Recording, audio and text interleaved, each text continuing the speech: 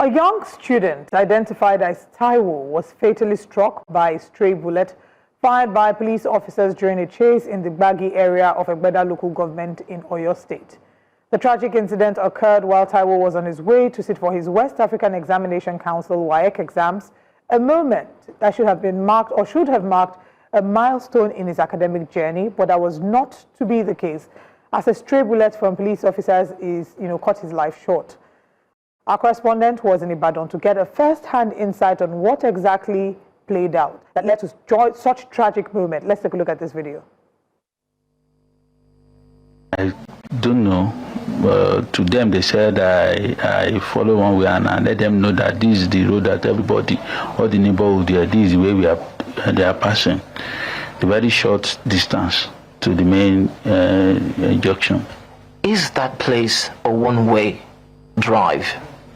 I won't say one way, because the place is, as I said earlier, it's a very short space, very short. It's not up to a pole. You understand? We just come out and then we follow the normal way down. So were you aware that they were trying to stop you? I didn't know. It was when I entered through that road, one of them just came and jammed my vehicle. So why didn't you stop at that point in time? One, in Nigerian government works, if you are your own once you fall into their traps, you understand. And moreover, the elder brother of the deceased was supposed to write work yesterday. Was having a 8:30 paper yesterday. So if I should stop, then they will delay the boy. So that's why I just maneuver, then go on my way. So eventually, what happened? So after I left them, I just heard the gunshot. So I didn't stop. Then the boy in question was shouting, "Daddy, daddy, daddy, daddy." I was even shouting on him that, "Why are you shouting? We've left them, so we are safe." Then his twin brother now told me that he has been shot. So immediately I had that one, I packed, brought him out. The whole place was soaked with blood. So I didn't know that those ultiman and the police, they were coming after me. So immediately I saw them, I just hijacked one of them. And there was another parent in the vehicle. He took the boy to hospital in the process, to welfare hospital. So from there, they gave him oxygen, then released the ambulance to us. They carried the boy to UCH. But before he got to the place, he gave up the ghost.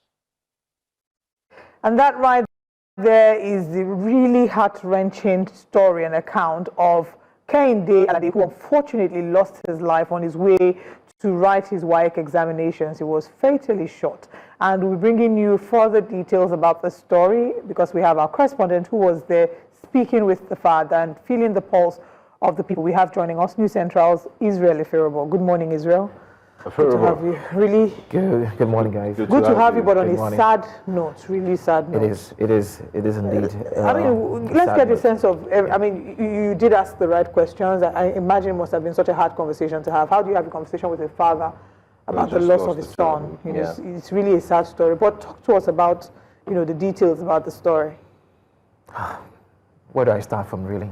A father, on the morning, driving his kids to an exam, lost his child. Not just by any other means, but by the bullet from a police Very officer. avoidable circumstances. It could have been avoided. There were lots of circumstances, scenario that could have played out. But what played out 2 days ago in Ibadan, at they call it Old Ife Road, Alakia in Ibadan. I was there yesterday. The whole place was solemn. People were not willing to speak. They didn't want to talk. No one wanted to say a word. The commissioner of police was there hours before we got there. And so it was still a bit tensed. And the whole community, just hushed tones, talking about what could have been and what exactly happened right before their eyes. It was a high-speed chase. And according to the man from the interview, he did say that wasn't driving against traffic. The road itself, I mean, how many places can you really count in Nigeria where you see a signage telling you that this is actually driving against traffic? This is a one-way. You don't really see that. Sometimes it's like a ploy. But in this particular scenario, he told me that people in the community, they always make use of that U-turn. So it's like a U-turn. You move out from the streets, you just get on the main road, and then you just divert onto the main road. And he, according to him, that's exactly how they've been using that road. Everyone uses the road in that manner. But from the video that we saw, from the video on social media, he was driving against traffic. And that is the way it was. And unfortunately, at that point in time, they had this joint patrol of what we call last night here in Lagos. They had it in Oyo State. That's OTMA, that's the Oyo State and Traffic Management Authority. They want to jump patrol with the police, and that's exactly when this whole thing happened. And unfortunately, he didn't stop. He did not stop.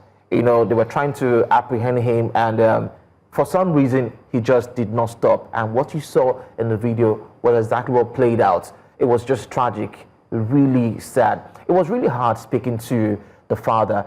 He was bold enough to grant an interview and talk about how it all went down. But indeed, there were lots of people coming into the family home to pay their respect and condole with the family. Even the students of the later Kende were also on the ground. I spoke to some of them as well. But let's just hear what the twin brother of the late Kende said, to News Central while I was there. He was, in fact, let me not say a word. Let's just hear what the deceased brother was saying to News Central. My dad was taking us to school, and he's not actually 1 week, but he just wants to pass something to come out from the other side of the road. That's when those OES, or what's their name? Otma.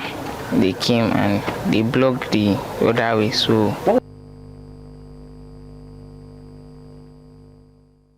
I don't know if you're able to talk to him even further to ask how he's processing all of this information, because it must be too much. It's too much for a father to deal with, and even too much for a boy that age to process. His twin, someone he's done life with he's imagined that they will do the rest of their lives together. All of a sudden, he no longer has him, and he lost him in the most tragic way, not of natural causes. I had to give him a hug because he couldn't speak any further. I asked him a couple of questions, and it was just mum. He couldn't speak. The words you hear him say there, he tried to actually, vocalize those words. He could not speak, and you could see his friends from the school. They came to the house as well, and that's the depth of what happened. Their friend is no more, and he died. They saw him. They were funny enough, a funny story, and a very tragic one at that. In that same car that had this whole incident happened, there were 3 other kids in that car. Wow. Yes. So aside the boy that died, his twin brother, there were 3 other kids in that car, and all of this happened. So the question is, yes, maybe he drove against traffic. Yes, maybe it was wrong for him to have drove the way he drove. But then again, the question of now who pulled the trigger? Who pulled the trigger? Why if do you the pull the trigger trigger? was not pulled, we won't be discussing this right now, and that's what we discussed on Monday when this story broke out. Were you able to speak to any law enforcement or OITMA agents on their standard operating procedures for apprehending drivers that have violated traffic laws? Could you get any feelers from them or from the Commissioner of Police in Oyo State? Well, the only information we got from the authorities in Oyo State yesterday was the fact that the IGP has ordered an investigation into the killing of Kende Alade in Ibadan. And then the Commissioner of Police also came to the scene for investigation, and the policeman, we were told, who pulled the trigger is in custody. But that's the much that we can say. Yesterday, the PPRO in Oyo State wasn't on ground. I spoke to him on telephone, and he told me that he wasn't around at the moment, and directed me to somebody else who will be able to speak. But I got to a police station that was very close to where this incident happened, Egbeda division of in Ibadan there, and they also declined to speak to News Central. The place where you have the State Police Command was a distance. You know, we're losing daylight, so we couldn't continue our investigation.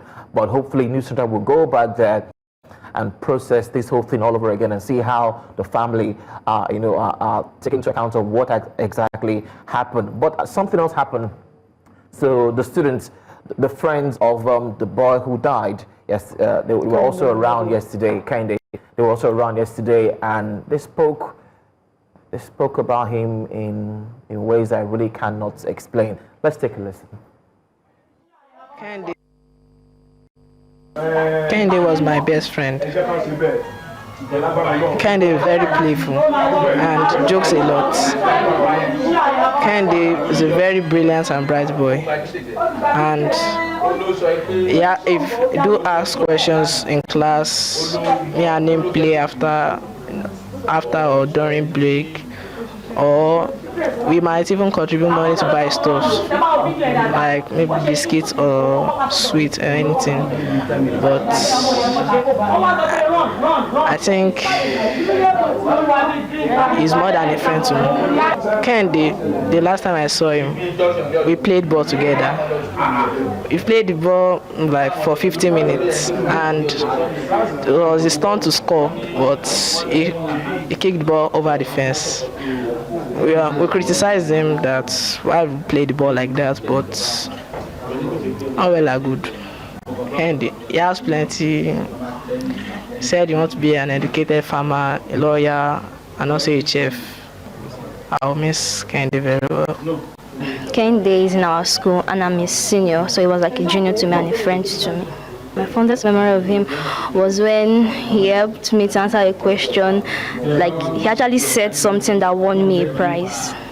He's a lively person, very caring, and he's kind of playful, but he was a very nice person. I feel disappointed that it was uncalled for you to shoot in the midst of crowd, and they never pulled out a gun to you. Why do you shoot at them? It's very disheartening, like very, really disheartening.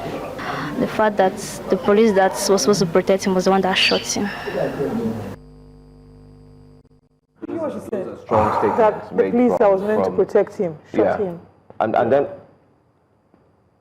in short, it's a tough one. If you have young ones speak about someone like this, especially in the midst of a chaotic situation where you cannot bring the dead back to life again, I want to believe that the governor would not fold his arms, and I want to believe that justice will and must be served. But then again, Israel, great job, well done. I mean, going to meet the family, I could see that, I mean, when something happens, they say you have the entire family that comes together, and that's exactly what we saw. Yeah. For me, I just want to put a question to you, Israel. The families, not just the father or who you spoke to, the other members of the family, what was their reaction? And what are they asking for now? Are they asking for not just justice? What else are they asking for? And any whirlwind on the burial arrangements? So first things first, how the feeling right now? It's outrage. It's outrage. You know, we spoke to the father earlier on when we got there. We had to come back so News Central can take it live. When we got back there the second time, we were chased out by one of the relatives that no more interviews. We're not talking to press pen no more. We had to appeal to them because they're thinking, what will this bring to them? But you want to speak to the family. What would this? Is it going to bring the ball back? Will this conversation lead to Kende coming back to life? Can it undo what has been done? You know, so it was just outrage. And then for what they're asking for is for justice, really. maybe some form of, they didn't tell me this, but maybe some form of compensation, maybe for the governor to visit, say a few words to them, maybe, definitely. I don't know. We said this yesterday and I'll say it again. There's no justice that will be justice enough because Kehinde cannot be brought back. That's one. Two, who is the officer that pulled that trigger? Nigerians deserve to know who that officer is and deserve to follow up, because what we see is when there are cases of police brutality and there are trigger-happy killings, what we hear is, the person has been fired, the person is court-martialed or whatever it is. We don't hear about the matter again. Now, what if it is that the person was just reassigned to another division and later brought back, because we don't really have continuity in following up with this story. Speaking about this, the father said, what we've heard is the man who pulled the trigger has been taken into custody, and his countenance was, that's what we were told. So they don't believe that. They don't believe that a man... Trust in the system. Yeah, not exactly. My take is this. Kehinde Alade cannot just, he was cut short, too young way too early. Die, and too early. So my hope, for the sake of justice and for Nigeria as a country, because this is a bad reflection on who we are and our ethics, is that from this point, I know it's happened in the past. We've had, every other year, check the records, they're there. The situations of accidental, they call it accidental discharge. Let this be the last time that this happens, and let the Nigerian police force, from top to bottom, the Inspector General of Police puts his foot down and say, there should be more training and orientation that if you are not facing clear and present danger, you are not allowed to shoot, even to disarm. There are spikes, there are other ways they could have de-escalated at that situation. It could have been worse than that. You said there were 4 kids in that car. Imagine there were 5 children in that car. So my hope is that the Nigerian police will continue to have trainings on civil police engagements, on human rights, on how to engage and de-escalate situations like this, so it doesn't happen. Let's not forget the fact that the man in question who drove the car, he actually did drive recklessly. What was he trying to run away from? What would be the words that will come out of you driving against traffic than for you to endanger the lives of everyone in your car? The person who was driving the car was the father. The man that you interviewed. That's what I said when we had this conversation yesterday. I said, whether we like it or not, if you put it on the table, you would see that everyone who was involved in this particular incident has 1 or 2 questions to answer. The one who is said he drove on a one-way. Yes. Yes, but what's the worst case that could happen if you drive on the one-way? Worst case scenario. Ticket. Or they will impound your vehicle. Impound your vehicle, impound the vehicle, not life. Yes. Not life. So I think it behoves on the court now to weigh the matter on ground, look at it carefully, and judgment should be served accordingly. Because there's one thing that I do know, and it hurts. Looking at those kids, I've been holding myself here, because when you see these are people, you say they are the future of Nigeria, and then just like that young child said, the one who is supposed to protect him ended up killing him. He also mentioned something. He said, why did he have to shoot? At someone who wasn't shooting at you. He wasn't shooting. If a child could understand that, why can't a police officer understand that? That road in Alakia, the old Ife road, I can understand when people do some of these things, because the next place you might get to do a U-turn might be 2 kilometers away, and they just take the one way for a little bit, which is still violating the law, of course, and then switch to the right lane. Yes. And the fact that people have been doing it before it doesn't hold water, that it doesn't make it legal. So they have to look into that situation, the road design, and find alternatives for people. But this was reckless, on the part of the father in the first place. You shouldn't evade arrest. What's the worst that can happen? But I know it's rich for us to say this in hindsight, but because everybody has 20/20 vision in hindsight. You're a genius. My response to that is reckless or not of the father. Their action, was it commensurate to the threat, the impending threat of a man trying to evade arrest, are there other ways that they could have arrested or, stopped this vehicle? Couldn't they have called other police officers to say, oh, he's coming to so road, block him off, this is the car, it's a black whatever car with plate number this and that. So did you need to pull the trigger? Do you know how much more worse this could have gotten? There were 5 children in the car. 5 kids. This is terrible. It's bad enough that we lost 1 child. We could have lost more. You shot at unarmed civilians. Why? So it was terrible regardless of how quote-unquote negligent the man was. It was not commensurate at all. There was no need. That gun that was shot, that bullet... Do they even understand what a gun does or the reasons why you should pull the trigger? Look at the boy lying there lifeless. Dreams caught. Yes. His vision, his desire to be a farmer, a lawyer, and all of that, everything gone down the drain. And this is a pain that no parent deserves to go through this. His family members, it's a pain they will live with for the rest of their lives. I want to come back to how the police and OITMA, are perceived in the state. I don't know if you're able to speak to other citizens in terms of arrests and, how they deal with situations of traffic infractions. What's the perception, or what are the experiences that the citizens had to share with you? Do they nurse the same sentiment about them, or is this just a one-off? So the situation in Lagos is not too far off from what we have in Oyo State. Lagos State is just slightly a bit more aggressive. I should use the word, a bit more aggressive. For those in Oyo State, yes, these people are also going about trying to enforce traffic management, but they could also be overly excessive. People were not happy with what happened yesterday in Oyo State in that particular area, and for everyone coming to that place, they kept on saying the same thing, that now it has happened this way. It has happened this way. What's the gain for what has happened? So. And if you guys recall, on social media a few weeks ago, or maybe a month ago, there was a video that was trending of the Oyo State government deploying anti-one-way the spikes. Yes, they on could have the done road, that and easily. they said, you don't even need a human being there to enforce it. If you try to take a one-way to drive against traffic on one of those spikes, it would destroy all your tires.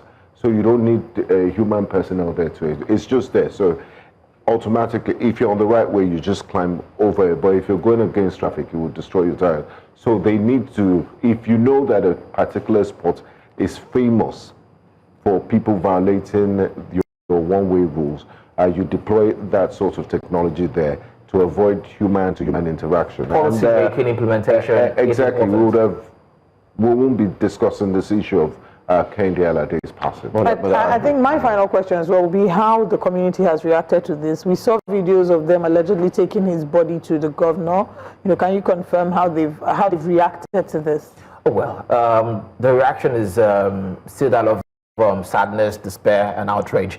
That they are hoping that the state government will this time around do something about it, and that was why there was a protest 2 days ago, and that's it on your screen. They took the body to they had to take the body to the government house and to demand for justice. And the father also did say that all they need right now is for justice to be seen, to have been served, to the right people and in the right quarters. For those in the community, they're sad about it, and they are hoping that this will be the last of such an incident, in Oyo State. It's sad because it could have been your son. It could have been anybody's son. And if there's a failure to, handle this situation with very strong hands in terms of ensuring that justice is served, it could happen again. It could happen again, because for you to stop a moving vehicle, there was no clarification that it's an armed robber. There's an armed robber there. I've tried thinking of everything possible that will make you just cock your gun and then aim and shoot. He said it was aiming for the tire. The tires, Since when do you start shooting tires when you have those in charge of traffic? It's a whole lot. But then again, we wouldn't want our emotions to overcrowd the situation. We would want the judicial system to do what they have to do. Hopefully, and of investigation will commence as they have promised.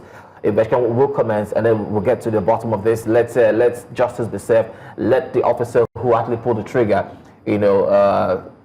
face punitive measures, whatever it is that the system that controls them, will deem fit for him after his action that led to the loss of life of Kehinde Alade, and that will bring some sort of reprieve for the family. I really feel for Taiwo. I mean, if you're familiar with twins, you know how strong the bond is. But thank you so much, Israel, and thanks for the good job. Thank you, Mr. Eferobo. It's a pleasure to have you. Yeah, and we're certain that you keep following this story, and you give us updates as soon as you get one.